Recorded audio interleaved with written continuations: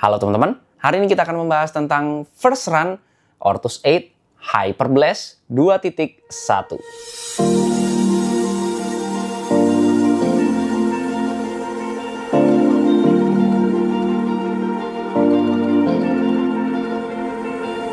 You've been shot out, you've been broken down.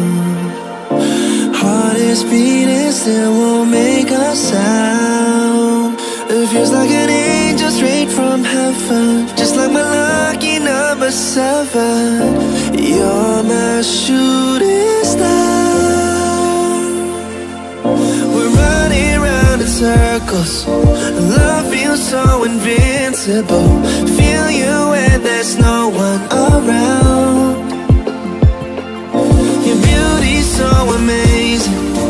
I will always hold you down. Your heart will be kept safe and sound. But I don't wanna love you when I'm faded. Terima kasih banyak buat Ortus 8 yang udah ngirimin saya sepatu ini, tapi video ini nggak bisa diintervensi oleh siapapun karena video ini adalah murni pendapat pribadi saya sebagai pelari jelata. Bagi teman-teman yang masih belum subscribe, klik tombol subscribe-nya warna merah yang di bawah ini biar saya makin semangat untuk membuat video-video yang bermanfaat buat teman-teman sekalian. Dan biar nggak ketinggalan kalau misalnya saya upload video baru tentunya seputar Nia Lari. Nggak lama di tahun kemarin gitu ya, 2024 saya udah nyobain yang Hyperblast 2.0 dan ini versi pembaharuannya lah ya, tapi nggak beda jauh. 2.1. Biasanya kalau Ortus 8 menamainya versi yang agak berbeda jauh itu depannya. 1 titik atau 2 titik, itu berarti beda jauh tuh. 3 titik nantinya mungkin itu beda jauh. Tapi kalau beda belakangnya, setelah titiknya, baru angka dari 2.0 ke 2.1 itu berarti bedanya nggak terlalu signifikan lah. Bisa dibilang juga lebih ke batch untuk produksinya juga mungkin ya, tapi saya nggak tahu. Yang jelas ada perbedaan di antara 2.0 dan juga 2.1.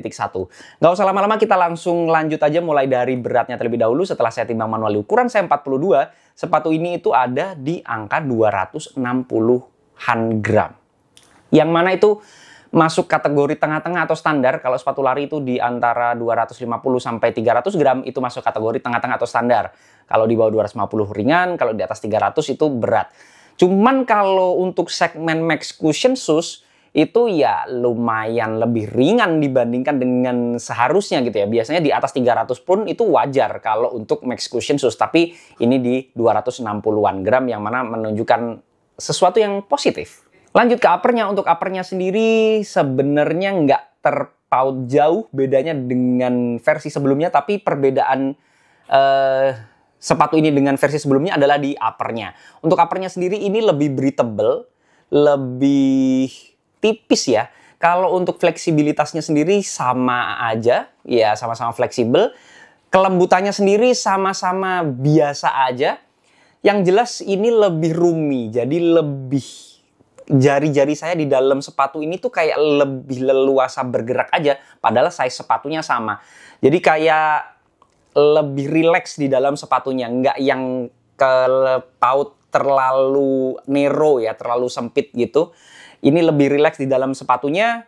Untuk toe box dan juga di bagian middle uppernya yang di sini itu, dan juga untuk toe boxnya juga rileks. Jadi memang ini lebih rileks, lebih menjiwai Max Cushionnya karena kita harus rileks di atas sepatu ini untuk kategori Max Cushion Shoes. Cuman untuk dari material yang dipakai di sepatu ini tuh agak melenceng dari Max Cushion Shoes seharusnya. Max Cushion Shoes itu kebanyakan atau seharusnya adalah sepatu yang maksimalis gitu ya. Mulai dari bobotnya, mulai dari segi uppernya, yang jelas seluruhnya menuju ke satu titik, yaitu kenyamanan. Kenyamanan untuk jarak yang tidak terlalu jauh gitu ya. Jarak-jarak pendek, yang penting nyaman. Pokoknya senyaman mungkin yang biasanya kita pakai untuk recovery run atau sekedar easy run yang jarak-jarak pendek aja. Nah, kalau sepatu ini uppernya malah condong kayak speed shoes. Jadi agak melenceng dari seharusnya menurut saya. Yang mana ini kayak pengen ringan gitu untuk di bagian uppernya, breathability yang tinggi. Harusnya kalau Max Cushion Shoes yang penting nyaman. Sedangkan ini kenyamanannya sendiri menurut saya biasa aja. Nyaman sih untuk kategori speed shoes mungkin ya. Tapi kalau untuk Max Cushion Shoes ini termasuk B aja. yang mana bisa banget materialnya tuh diganti yang lebih tebel, nggak perlu beri tebel juga nggak apa-apa, agak panas sedikit juga nggak apa-apa, karena memang nggak akan lama juga kita lari menggunakan sepatu ini ya. Kalau untuk Max Fusion Shoes biasanya hanya untuk jarak-jarak pendek aja. Kalau material yang dipakai lebih lembut, lebih ya condong ke lebih kenyamannya ya, itu akan Max Cushion Shoes banget sih. Walaupun di pemakaian pertama saya nggak ada masalah untuk upper di sepatu ini. Lanjut ke bagian lacing systemnya. Lacing systemnya sendiri standar aja untuk hole-hole-nya. Untuk runners knot-nya juga sudah ada, nggak ada masalah sih. Saya pemakaian pertama, tali sepatunya sedikit berbeda daripada versi sebelumnya. Versi sebelumnya itu menurut saya lebih bagus ya. Versi sebelumnya, nah ini versi sebelumnya, geriginya itu lebih meyakinkan. Ini tuh geriginya kayak antara mau nggak mau ya. Kayak sekedar syarat ada titik-titiknya aja. Secara performanya gigitan tali sepatunya sendiri menurut saya hampir nggak ada perbedaannya dengan tali sepatu yang biasa. Cukup disayangkan downgrade dibandingkan dengan versi 2.0, bagus 2.0 untuk tali sepatunya itu sendiri. Tapi untuk hole-hole-nya sih sama aja, nggak ada perbedaan yang signifikan. Lanjut ke tang atau lidah sepatunya, ini minimalis banget. Udah kayak sepatu-sepatu speed atau racing shoes bahkan. Yang mana ini padahal sepatu Max Cushion Shoes yang harusnya maksimalis, ini malah minimalis ya. Sama kayak uppernya, tangnya juga sama. Ini bahkan lebih minimalis dibandingkan dengan versi sebelumnya yang agak sedikit lebih tebal. Walaupun sama-sama minimalis, nggak ada paddingnya juga. Cuman ini lebih minimalis lagi. Saya khawatir terlalu banyak pergerakan, tapi untungnya nggak terlalu sih. Masih bisa stay di tempatnya. Ya karena pergerakan saya di atas sepatu ini ya lempeng-lempeng aja, cuman buat easy recovery run aja, nggak ada yang gesit atau kenceng banget, nggak. Jadi pergerakan saya di atas sepatu ini di pemakaian pertama itu nggak aneh-aneh, jadi ya masih bisa ngikutin lah untuk gerakan yang lempeng-lempeng aja. Kemudian kita lanjut ke kolarnya. Kolarnya sendiri ya hitungannya masih bisa dibanyakin lagi sih, karena harus maksimal. Karena kalau saya penganut Max Cushion Shoes harus maksimalis gitu ya.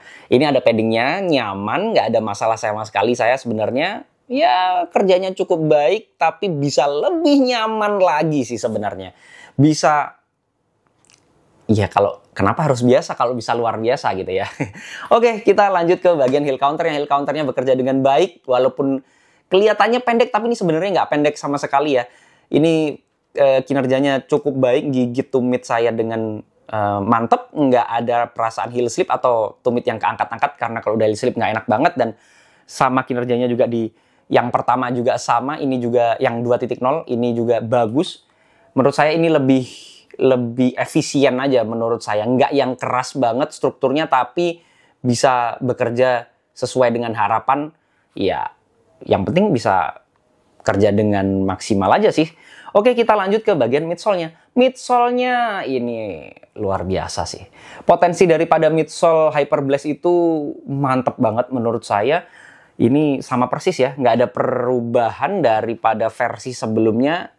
Ya, karena ini versi 2.0, ini 2.1, jadinya bukan versi yang benar-benar berbeda, hanya beda tipis-tipis aja. Di kasus ini adalah beda uppernya doang.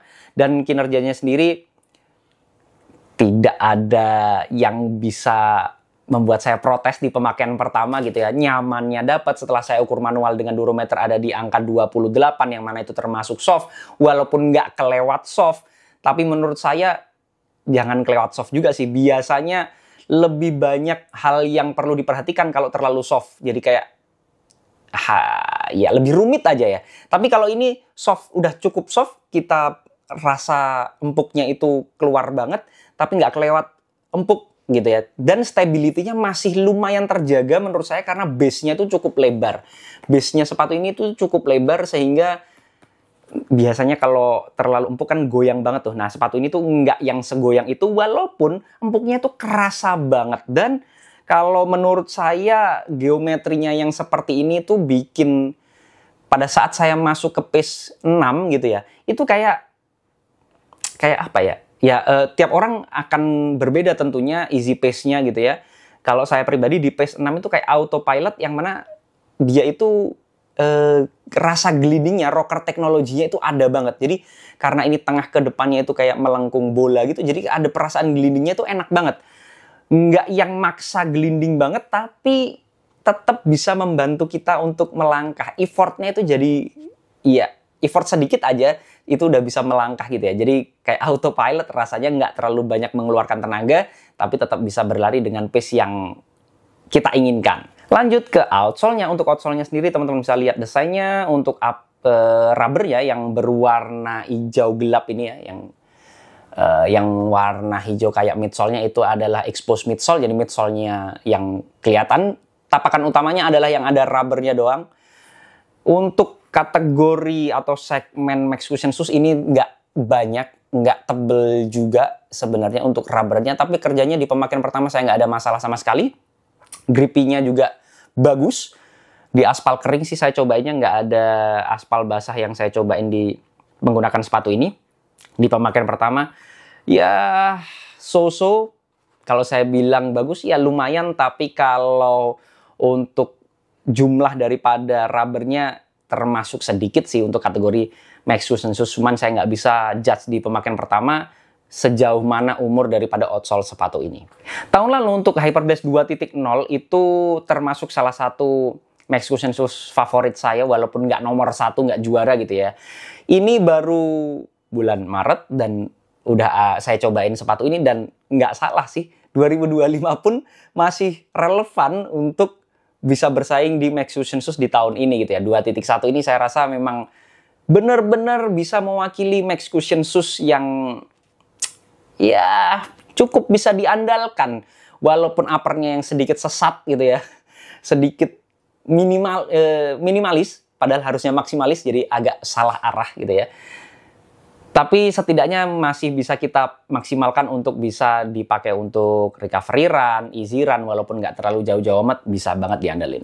Mungkin itu tadi yang bisa saya bahas dari first run impression untuk Ortus 8 Hyperblast 2.1, tapi balik lagi itu semua adalah pendapat pribadi saya, jadi teman-teman boleh banget nggak setuju.